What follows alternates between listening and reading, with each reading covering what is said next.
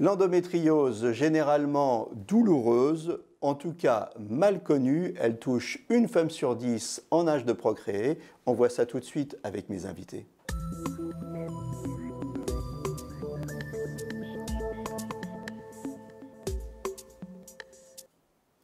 Avec moi sur le plateau, le docteur Louis-Dominique Vanegrou. Vous êtes gynécologue médical et obstétrique au centre hospitalier des Quatre-Villes, c'est à Saint-Cloud, et vous êtes aussi au centre hospitalier de Bonifacio, c'est en Corse du Sud. Voilà, pour ceux qui ne savent pas où est Bonifacio.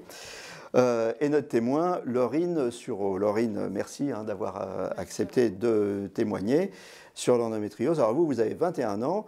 Et quels ont été les premiers signes de l'endométriose?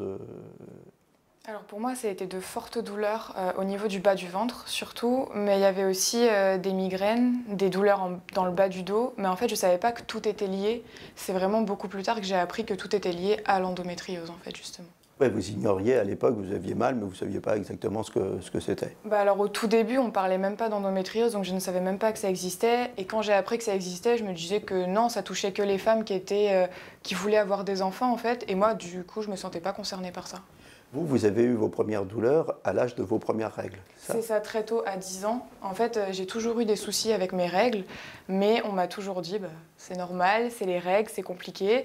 Et c'est vraiment à l'âge de 15-16 ans que je me suis posé des questions parce que je ne pouvais plus bouger en fait. Qu'est-ce que vous avez eu comme souci avec vos règles à part les douleurs? Elles étaient très abondantes, donc je pouvais les avoir pendant 2 semaines consécutives. Des fois, elles s'arrêtaient même plus du tout. Après, je pouvais ne pas les avoir du tout. Enfin, c'était très aléatoire. J'avais pas de cycle en fait menstruel tel qu'on les connaît, et donc ça a été très compliqué. C'est inquiétant ça pour une petite fille, non? Ça vous a perturbé ou pas?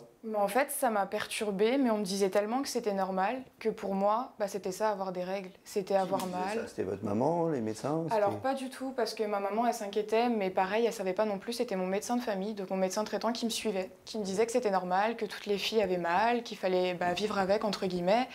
Et ma maman, elle suivait ce que disait le médecin, puisqu'on n'avait pas d'autres sources d'informations à ce moment-là. Votre maman, elle faisait de l'endométriose elle-même ou pas? Pas du tout. En fait, dans ma famille, je suis le seul cas connu. Donc ça nous a surprises toutes les deux quand on a appris ça. Mais c'est pour ça qu'au début, ma mère, pour elle, j'avais peut-être des soucis de kyste ovarien ou des soucis comme ça, mais pas l'endométriose, absolument pas. Donc vous en parliez, vous avez 10 ans, vous êtes une petite fille, vous avez des règles abondantes, vous avez des problèmes, tout ça. Vous en parlez à votre médecin de famille qui vous dit, voilà, normal. Donc après, quel a été le parcours? Après, on m'a fait tester beaucoup de pilules qui m'ont rendue encore plus malade qu'avant. Et arrivé à un âge, je me suis dit, c'est bon, c'est pas normal. À partir de quel âge à partir de 15 ans, j'ai commencé à utiliser des pilules. Donc de 10 à 15 ans, de toute façon, aucun traitement, rien du tout. Non, il n'y avait rien du tout. De 10 à 15 ans, je suis restée dans un désert médical. Enfin, après, il a continué jusqu'à mes 20 ans. Donc après, à 15 ans... Vous n'avez pas vu un gynéco entre-temps? Non, alors en fait, j'ai vu le gynécologue de ma mère. Mais parce que j'avais eu d'autres soucis de santé et elle m'avait dit prends la pilule, ça va te remettre les règles comme il faut en fait. Et pas du tout, c'est pas du tout ce qui s'est passé. Donc cette première gynécologue là, je l'ai plus jamais revue. Et ensuite j'ai vu que mon médecin traitant qui m'a fourni plusieurs pilules qui n'ont jamais fonctionné. Et après je me suis dit bon, faut que je me trouve un gynécologue. Sauf que le problème, c'est que j'ai mis plus d'1 an et demi à en trouver un. C'est compliqué, il n'y a pas beaucoup de gynécologues. On me dit que j'habite trop loin, on me dit alors que celui que j'ai aujourd'hui est à Sèvres, donc il est à 1 heure de chez moi. On me dit qu'il n'y a plus de place sur les listes. Et du coup, on refusait de me prendre et on me disait va à l'hôpital si c'est vraiment une urgence. Et comme pour moi, c'était pas vraiment une urgence, je pensais. Alors, quel traitement vous avez suivi par la suite? Qu'est-ce qui a commencé à fonctionner? Comment vous êtes arrivé à commencer à résoudre votre problème? On a réfléchi et on s'est dit ce qui diffuse un peu les cellules de l'endomètre, c'est les règles, donc on va essayer de les arrêter. Sauf que mon corps n'a pas voulu, donc on m'a fait essayer beaucoup de pilules, mes règles ne voulaient pas s'arrêter, mes migraines continuaient, mon corps n'acceptait pas les pilules. Donc j'en ai essayé beaucoup et aujourd'hui, on en avait trouvé une qui marchait, sauf qu'on a appris qu'elle causait une tumeur au cerveau, donc on l'a arrêtée.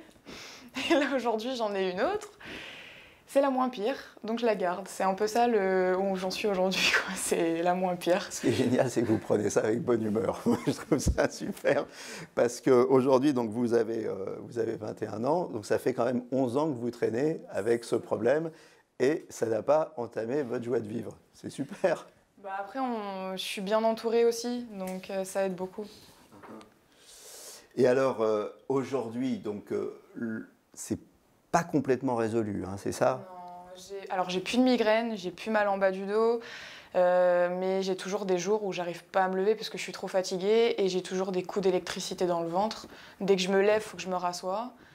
Ça peut être quand je conduis, ça peut être quand je suis dans le train, mais je demande pas à m'asseoir parce que pour moi je suis pas une personne prioritaire, donc ça reste handicapant au quotidien quand même. Au niveau de la vie professionnelle, ça vous a handicapé, ça? Oui, parce que c'est délicat d'en parler. Alors aujourd'hui, ma patronne est une femme, donc je me suis sentie un peu plus à l'aise pour lui en parler. Et elle a tout de suite compris, mais après, je peux pas y faire grand-chose au travail. Mais là, je suis en télétravail, donc c'est assez pratique. J'ai ma bouillotte qui est juste à côté de moi. J'ai mes médicaments, je peux m'allonger. Donc le télétravail, pour le coup, il m'arrange beaucoup. C'est bien. Qu'est-ce que vous faites comme job? Là, je suis alternante en communication et marketing digital. Donc je suis dans une agence de communication pour un master en stratégie digitale. Sur Paris. Donc c'est assez compliqué. Vous allez pouvoir relayer l'émission alors, hein, pour l'endométriose. Voilà. Et au niveau social, proche, amis, tout ça, petit ami éventuellement, c'est handicapant ça ou pas?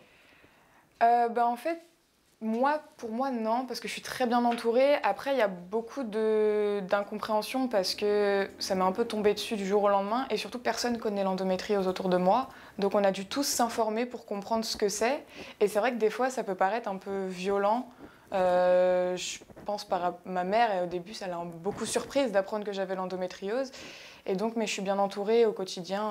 On me suit, mais on avance avec moi. En fait, on n'a pas le choix puisqu'on ne connaît pas vraiment ce que c'est. S'il y a un message à faire passer, c'est quoi? C'est d'arrêter de normaliser la douleur, parce que moi, on m'a répété toute ma vie que c'était normal, qu'il fallait que je reste alitée, qu'il fallait que je me repose, que j'allais vivre ça jusqu'à la ménopause, alors qu'en fait, il n'y a rien de normal, puisque dès que j'ai fait mon IRM pelvienne, on a dit « mais tu as de l'endométriose, ça se voit ».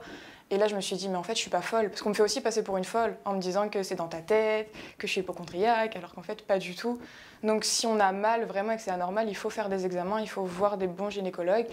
Et même si c'est pas ça, c'est pas grave. Mais au moins, si c'est ça, on le sait. Et moralement, ça fait du bien de mettre un mot sur ce qu'on a. Ouais. C'est pas normal d'avoir mal. Et c'est vrai que vous n'avez pas l'air hypochondriaque, hein, parce que moi, je trouve que vous prenez tout ça plutôt avec bonne humeur. Alors, docteur Van Igrou, l'endométriose, qu'est-ce que c'est? L'endométriose, c'est en fait du tissu de l'endomètre, donc qui tapisse la muqueuse utérine. L'endomètre, qu'est-ce que c'est? L'endomètre, Ouais. c'est ce qui est dans l'utérus. Vous avez l'utérus et donc vous avez l'endomètre qui est la couche qui recouvre l'utérus. Et vous avez donc du tissu de l'endomètre qui va se loger à l'extérieur de l'endomètre à un moment ou un autre pendant les règles. C'est-à-dire au lieu que les règles s'évacuent par le bas simplement, et ben vous avez des morceaux de règles qui vont se mettre ailleurs. Donc c'est du tissu de l'utérus qui va se loger à un endroit où il ne devrait pas être. Voilà. Et qui est fabriqué tous les mois, ce tissu. C'est une maladie qui est de toute façon dépendante des hormones, en effet. On sait pourquoi on fait de l'endométriose ou pas?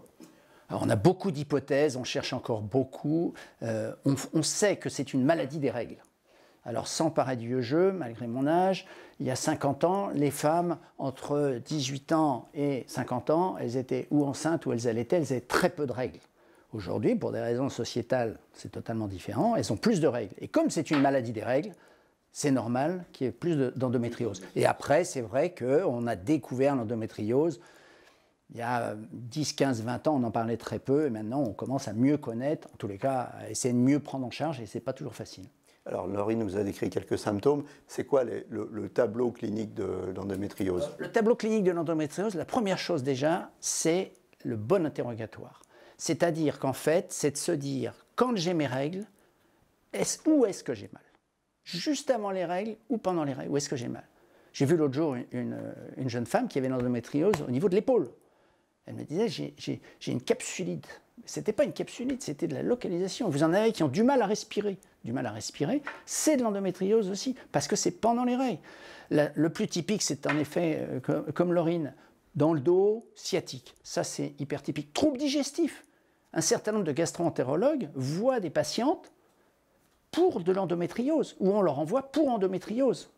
Moi, j'ai une patiente qui a fait du nomadisme médical, qui m'a dit j'ai de l'intolérance au gluten, j'ai de l'intolérance au lactose, qui a fait des régimes pas possibles. Je lui disais que c'était de l'endométriose.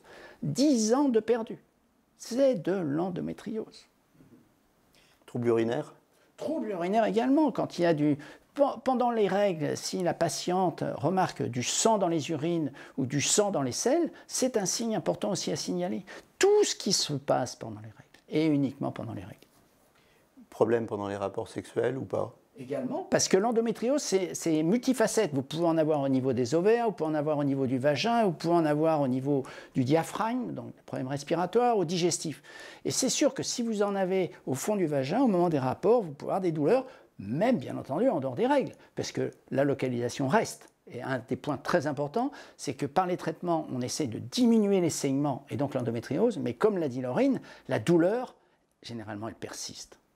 Donc il y a toujours un fond douloureux, et c'est en effet, c'est le plus dur à faire disparaître. Par les traitements, on arrive à bloquer l'évolution de l'endométriose, par des hormones en effet, mais les douleurs, on a du mal. Est-ce que ça pose des problèmes au niveau de la fertilité derrière? Alors, j'ai repris les chiffres. D'abord, la première chose, pas de panique. L'endométriose est multifacette, donc ce n'est pas parce qu'une patiente, encore la semaine dernière, arrive en disant « j'ai l'endométriose » ou « je crois que j'ai l'endométriose, je vais être fertile ». Absolument pas. Les chiffres à peu près qu'on connaît, c'est que 30 à 50% des endométrioses ont potentiellement des problèmes de fertilité. 30 à 50%. C'est une évaluation, etc. Donc ce n'est pas du tout la majorité. Hein, d'accord. Et dans les centres d'assistance médicale à la procréation, c'est 20 à 50% ont de l'endométriose.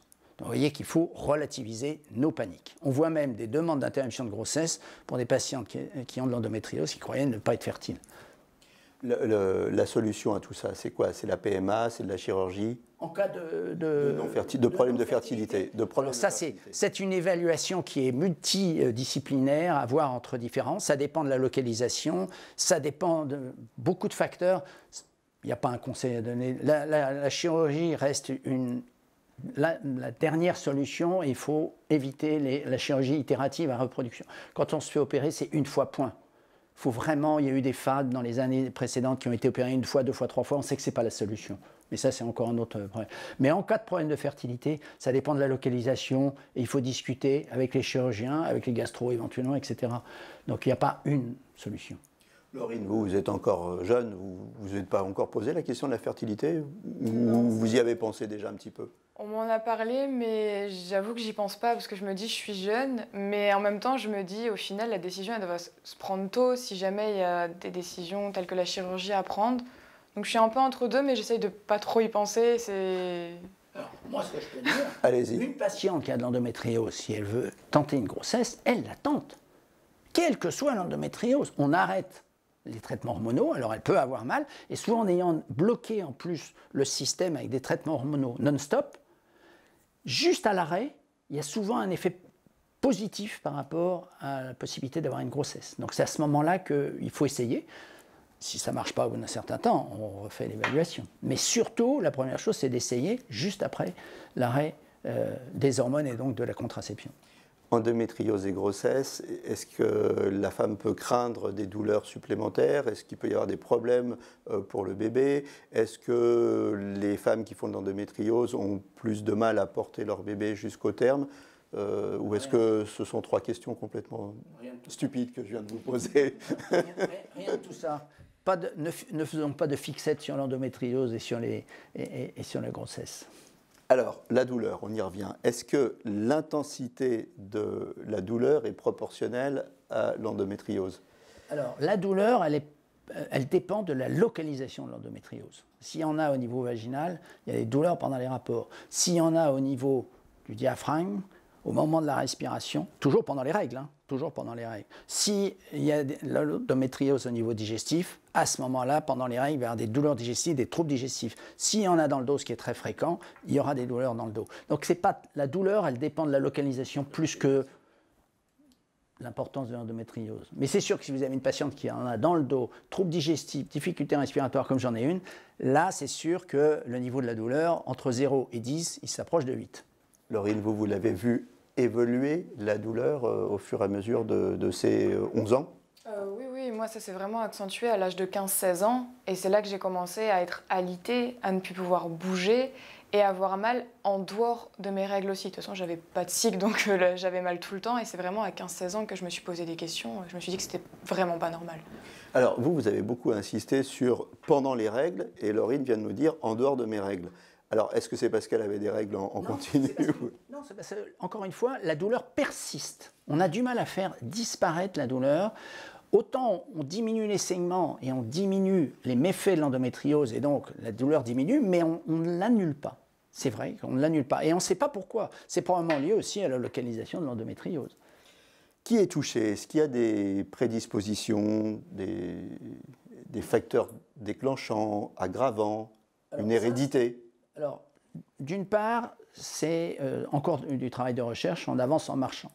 On sait que le tabac n'est pas une bonne chose, on sait que la surcharge pondérale, comme toujours, comme toutes les maladies, n'est pas une bonne chose. On sait qu'il y a des familles à endométriose, ce n'est pas le cas de Laurine en effet, mais il y a des familles à endométriose. On ne sait pas pourquoi, il y a probablement des facteurs génétiques. Et après, plus les règles sont abondantes, vous imaginez, plus le flux est important. Et comme il y en a un petit morceau de ces règles qui ne va pas vers le bas, mais qui va ailleurs, plus il y a du volume, plus il y a de risque que ça aille dans le mauvais sens. Après, on dit qu'il y a des facteurs favorisants au niveau des trompes, c'est-à-dire que les trompes, au lieu d'aller dans un certain sens, il y a des petits cils dans les trompes, au lieu de faire descendre vers le bas, elles feraient monter vers le haut, et donc ça favoriserait la localisation au niveau des ovaires en particulier. Beaucoup d'hypothèses. Mais c'est sûr que le volume des règles, les règles abondantes dès les premières règles, etc., c'est un signe. Et encore une fois, après, est-ce que la mère, la sœur en a eu voilà. Qui on va consulter? Son généraliste, un gynéco directement si on en trouve un, parce qu'on a plus de mal à en trouver. Est-ce qu'il y a des centres spécialisés, détection de l'endométriose? Alors, il y a des centres spécialisés pour la prise en charge. Moi, quand j'ai des patientes que je n'arrive pas à prendre en charge, je les adresse dans certains centres hyper spécialisés. On a la chance dans la région parisienne d'en avoir beaucoup. Donc ça, c'est bien. Après, je dirais, il faut prendre le bon professionnel. Je crois qu'il y a quelqu'un qui vous appelle. Le temps que vous coupiez votre téléphone, je me tournais vers Laurine. Vous avez eu connaissance d'un de ces centres? Moi, j'en ai entendu parler, oui, une fois qu'on m'a diagnostiqué, on m'en a parlé. Après, j'y suis jamais allée parce qu'aujourd'hui, j'ai la chance d'être bien suivie. Donc ça fait du bien aussi. Je sais que je peux me reposer sur le gynécologue que j'ai actuellement. Mais j'en ai entendu parler, oui. Quel examen signe véritablement le diagnostic de l'endométriose? Alors, je vais vous décevoir. Le premier examen, c'est l'interrogatoire. Éventuellement l'examen clinique. Mais l'interrogatoire, c'est 80%.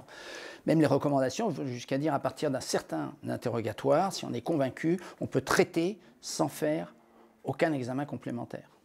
Après, il y a 2 examens complémentaires les plus courants pour le gynécologue. C'est d'une part l'échographie pelvienne et d'autre part l'IRM, qui sont pas à faire systématiquement parce que ça a un coût, bien entendu pour la société, mais moi j'ai tendance quand même, dans certains cas, et assez souvent, à demander l'un ou l'autre, suivant les cas, car ça fait une sorte d'état des lieux. Ça vous fait un bilan de la situation à un temps donné.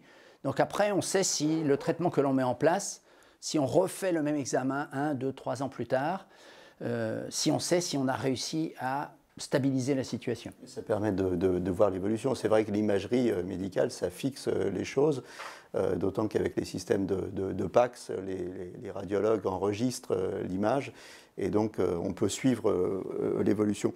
Pourquoi il y a un tel retard diagnostique sur l'endométriose? Laurine, elle a consulté la première fois à 10 ans, elle a 21 ans, ça fait 11 ans, elle n'est pas sortie complètement de son problème.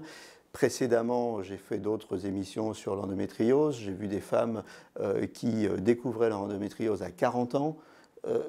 Pourquoi, alors que vous me dites finalement l'examen, l'interrogatoire, ça suffit dans 80% des cas, donc il n'y a pas non plus 20 000 questions à poser, il y a une liste de 5-6 questions à poser. Pourquoi un tel retard diagnostique?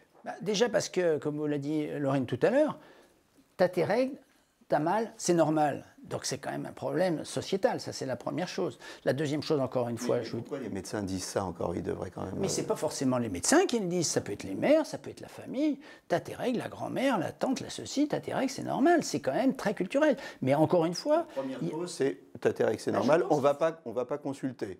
La première chose, c'est, les émissions comme les vôtres, c'est bien parce que ça permet d'en parler et qu'il n'y ait plus de tabou. Il faut parler de ces douleurs. C'est bien de souligner qu'une émission comme la nôtre est bien. Ça, c'est bien. Ça, c'est un message à faire passer. Non, mais c'est très important. Vraiment, il faut que ce n'est pas tabou. Si on a mal pendant les règles, on en parle à un professionnel. Après, c'est comme tout. Alors après, on en parle à un professionnel, il faut quand même dire les choses. Il y a un retard diagnostic qui est dû aussi aux professionnels. Mais il y a un retard diagnostique, parce que comme vous l'a dit Laurine, pour trouver un gynécologue, il lui a fallu je ne sais combien de temps. On n'a pas assez de médecins à l'heure actuelle, quoi qu'on en dise. On va faire un peu de politique, mais on n'a pas assez de professionnels de santé. C'est hallucinant de voir le retard qu'il y a. Après, vous ne pouvez pas demander à un médecin de famille de tout savoir, de la bronchiolite, de l'endométriose, etc. Donc il ne faut pas leur jeter la pierre. Mais encore une fois, c'est un message, c'est vous avez mal pendant les règles, vous avez des règles abondantes, allez consulter. Et encore une fois, ça peut être aussi des signes digestifs, donc c'est parfois un peu compliqué. Enfin, généralement, c'est plutôt le gynécologue qu'il faut aller voir. Et il y a certains médecins généralistes qui sont formés aussi à la gynéco et qui peuvent le faire. La seule chose, vous ne pouvez pas tout savoir en tout, ça devient de plus en plus compliqué. Donc moi, je dis que le premier problème, c'est ça. Et je reviens, encore une fois, il y a 50 ans, les femmes avaient ou des enfants, ou elles étaient, donc avaient peu de règles, et donc il y avait peu de pathologies liées aux règles.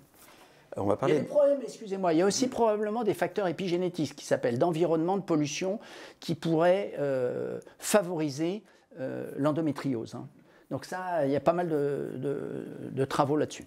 Bientôt au terme de l'émission, on va parler rapidement du traitement, des traitements et du mécanisme. Alors vous avez parlé de la pilule. Pourquoi la pilule comme traitement de l'endométriose ? Ben c'est parce que l'endométriose, c'est une maladie d'une hormone qui s'appelle les œstrogènes. Et si on bloque les œstrogènes avec de la progestérone, ou si on met que de la progestérone, à ce moment-là, on contrecarre les effets de l'œstrogène, si on veut être très simple. Donc c'est pour ça qu'il faut traiter de façon la pilule. C'est un traitement comme n'importe quel traitement. Et pour arrêter les règles, et prendre la pilule en continu, sans attendre une semaine entre deux plaquettes et d'avoir des règles. Il ne faut plus avoir de règles. On a évoqué la chirurgie tout à l'heure. Pourquoi la chirurgie? En quoi ça consiste? La chirurgie, ça consiste à retirer tous les nodules d'endométriose. La seule chose, c'est qu'il faut le faire pas une seule fois, entre guillemets, et tout faire, ou faire tout ce que l'on peut traiter. Donc je ne suis pas chirurgien de l'endométriose, mais les spécialistes vous diront je retire tel endroit, tel endroit, tel endroit, mais je ne pourrais pas retirer tel autre endroit qui est moins douloureux, qui a priori est moins compliqué. Voilà, en fonction de l'interrogatoire et de ce que la patiente dit. Et il faut que ça soit fait par des chirurgiens qui ne font quasiment que ça. L'adbac-thérapie. L'adbac-thérapie, c'est de dire, dans certains cas, on traite l'endométriose en faisant une castration chimique, entre guillemets, et pour éviter les effets de la ménopause, puisque la castration chimique, on le fait pendant un temps, pour éviter les effets de la ménopause, bouffée de chaleur, risque au niveau des os, de décalcification, on donne en plus une adbac-thérapie, en quelque sorte une pilule, pour maintenir des hormones, mais que l'on contrôle, on met sous contrôle l'endométriose. Est-ce que ça vous inquiète, Laurine, parce qu'il y a aussi des débats sur la pilule, les conséquences à long terme. On sait aussi que pilule et tabac, ça fait très très mauvais ménage au niveau des maladies cardiovasculaires. Est-ce que ça vous inquiète de vous dire, bon, bah, la pilule, pour moi, c'est à vie? Oui, un petit peu. J'espère ne pas la prendre toute ma vie parce que bon, déjà, j'en ai eu beaucoup, donc ça m'a déjà beaucoup déréglé dans mon corps. Donc j'espère que d'autres solutions vont arriver au fur et à mesure parce que oui, la pilule à vie, ça m'inquiète un petit peu. C'est pas forcément naturel de prendre ça. Et je voudrais juste rebondir sur un truc. Il y a un autre symptôme aussi, en tout cas que moi j'ai, c'est les bouffées de chaleur. Donc je les ai aussi. Ça se rapproche un peu de la ménopause, mais les bouffées de chaleur aussi sont présentes. Et ça, c'est aussi handicapant d'avoir, parce que c'est pas pareil qu'avoir chaud. C'est vraiment très dérangeant. Et ça, c'est dû aux hormones? C'est lié à la progestérone, ça. C'est la progestérone au long cours. L'endométriose, ça se soigne, ça ne se guérit pas aujourd'hui? Non, l'endométriose, à ce jour, ça ne se guérit pas, sauf si on fait de la chirurgie et qu'on retire les nodules d'endométriose. Le principal problème, c'est d'en faire le diagnostic, c'est de faire de la prévention et surtout d'arrêter les règles. Prévention, parlez-en. Si on retire les nodules, ils peuvent revenir ou se reformer ailleurs? Ah ben, s'il y a des règles, si on ne bloque pas les règles, ça peut toujours revenir. Tant que vous n'arrêtez pas les règles, ça peut toujours aller se localiser.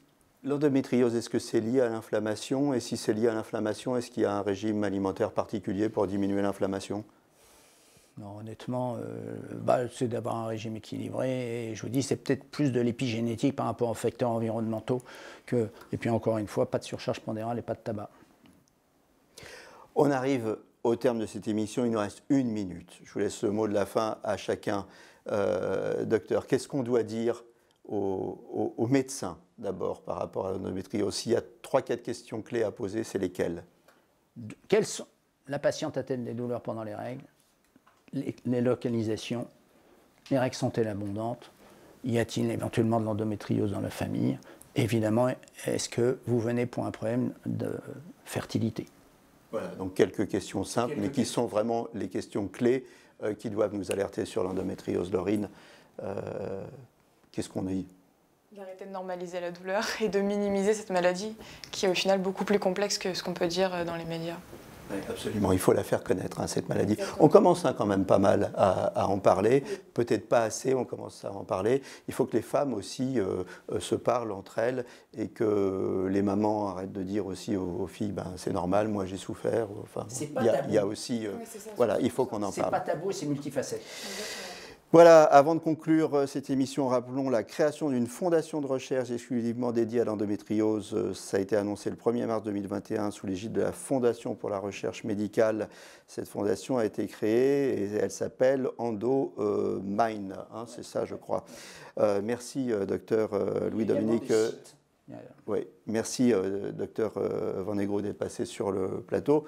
Merci à vous, Laurine. Je trouve que vous prenez tout ça avec une extrême bonne humeur et j'espère que tout ça sera bientôt un lointain souvenir pour vous. Merci. À très bientôt pour un nouveau numéro de Capital Santé. D'ici là, portez-vous bien.